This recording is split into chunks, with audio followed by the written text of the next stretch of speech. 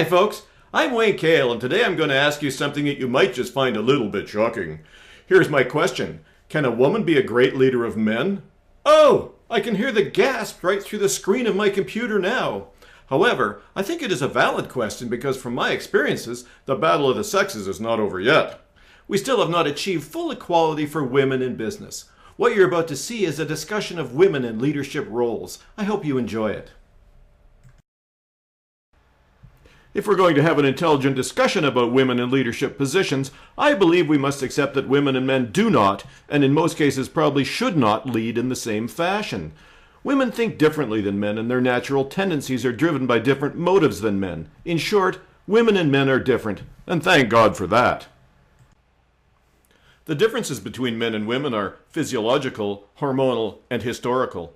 Those are things we can do nothing about. However, as much as we cannot turn the clock back and rewrite history, I believe it is possible for us to change the future. My belief is that women who want to be great leaders should not devalue their femininity by emulating the leadership traits of men. They should celebrate their femaleness by bringing all of the amazing female qualities they have at their disposal to their leadership positions. They should think like women, act like women, and look like women at all times. Women who change their inherent style to become more like men when they move into leadership positions are fooling no one. We all know they are women, and we become uncomfortable when they appear to be moving away from their female nature and character. Women make up 50% of the population. Because of the plethora of ladies around us, men have a pretty good understanding of what makes them tick. Most men have an undying love and respect for their mothers and would do almost anything to support and protect them. They will step in front of a hurtling freight train to save their wives from harm, and they would fight a grizzly bear with a small stick to defend their daughters. Men are hardwired to treat women well and do everything they can to make their lives better. Despite the natural tendency of men to protect women from harm, bullying and sexual harassment are not uncommon in the workplace. When the testosterone-driven positions of power that men hold dear are threatened by the scent of female hormones, they tend to drop their naturally protective instincts and go into fight mode. If a woman in a superior position takes on an aggressive, demanding stance, many men will see her as the enemy and will do any number of unspeakable things to engineer her demise. Even some women will see a dominant masculine leadership style from another woman as foreign and unpalatable. At this point, you might think I'm already in too deep and should quit while I'm ahead. Well, I'm not quite done yet, and in order to illustrate my point, I want to tell you a story about a great female leader I've actually worked with. I'll call her Debbie for the purposes of this story. Please keep watching. Debbie was known to be intelligent, knowledgeable, and conscientious. For decades, she performed well in important project management and product development positions. She was a great resource for a large number of employees, managers, and executive leaders. She was highly regarded, well-liked, and highly valued for her work.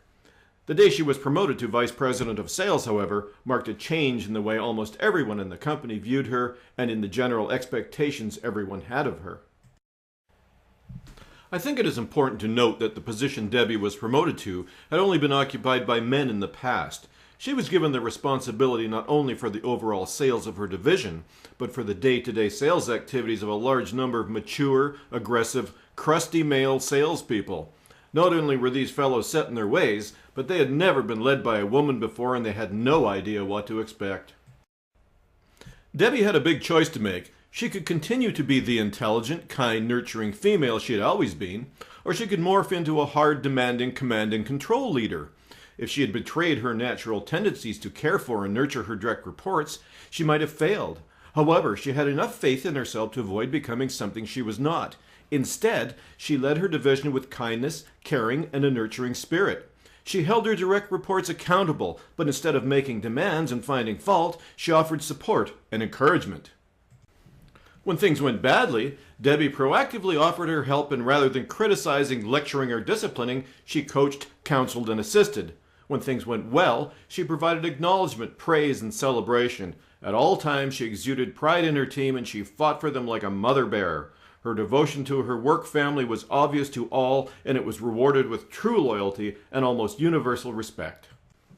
In fairness, it is safe to say that Debbie had to work harder and put in more effort than any man in the position before her in order to win over the men who reported to her. However, Within a year, she had gained their respect and admiration.